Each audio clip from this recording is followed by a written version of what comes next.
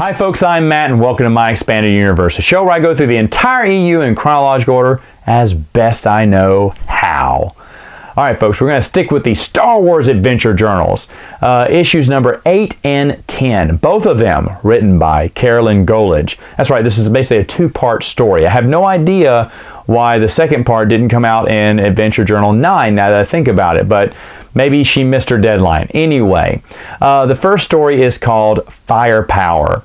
Now, in this story, it focuses on an X-Wing leader, pilot leader, not Wedge. His name is Stevan McIntyre, and basically they call him Mac for short in the story. And he is on a mission to recruit rebels. And you know, there's one rebel he really wants to recruit. It's his girlfriend, Ketrian with a K, Ketrian. Anyway, he wants to recruit her especially because she's a scientist who came up with a formula that would increase the firepower capacity of X-Wing. So duh, yeah, you got to get her on your side. But can he convince his jilted lover to join the rebellion? Spoiler alert, he does. Okay, I have to give you the spoiler because I can't talk about the sequel story without that. Anyway, at the end of that story, when she makes it back, she realized that she has been poisoned by an Imperial. So, in the sequel, which is issue 10 called Desperate Measures, Matt goes in search of that Imperial commander to capture him, drag him to Ketrian's. I sometimes hate some of these Star Wars names, they're so hard to say. But he drags her to her bedside, and, you know, you need to find what is the solution, what's the antidote to cure her.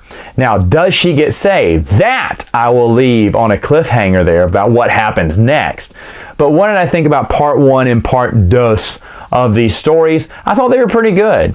I think it's refreshing to hear about a Star Wars X-Wing fighter pilot not named Wedge or Hobbs, or, you know, Hobbies, or what was the other one? I can't remember right now. Wes! I swear it only took me a few seconds to get that one.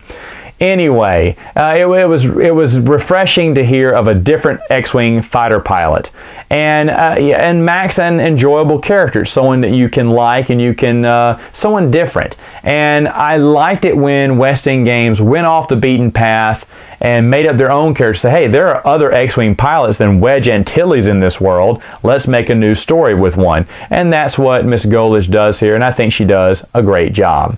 So the last one I want to talk about is one that's kind of special to me because I didn't know about it until the end of the year when I was doing study for these videos, the end of last year.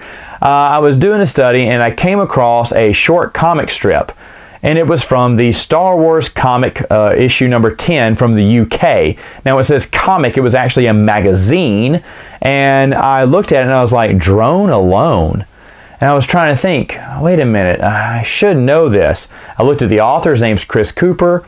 I don't know this story. So I remember I dug through all my UK magazines because I did buy a few back in the day. I marked the ones that I was missing that had short stories or short comic book stories that I didn't have.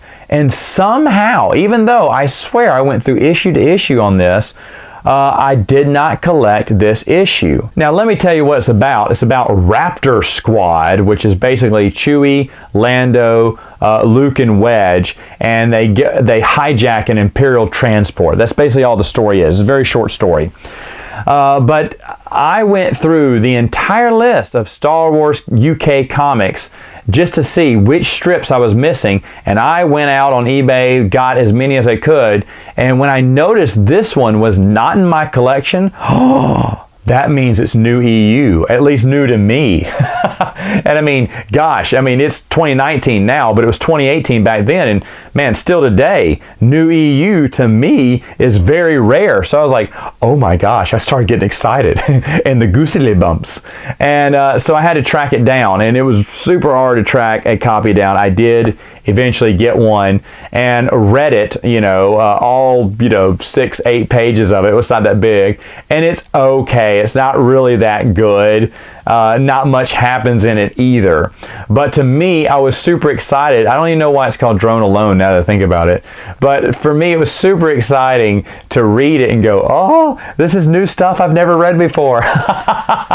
Folks, it doesn't happen that much anymore. And I am the, EU guy, right? The expanded universe guy. And I've never claimed to have it all. In fact, right now, if you ask me, Matt, do you have it all? Well, to my knowledge, yes. But of course, there's something else out there, and I can't wait to find what it is. Now, sadly, I'm not coming across any big gems here either. Like this story, as I said, wasn't that good.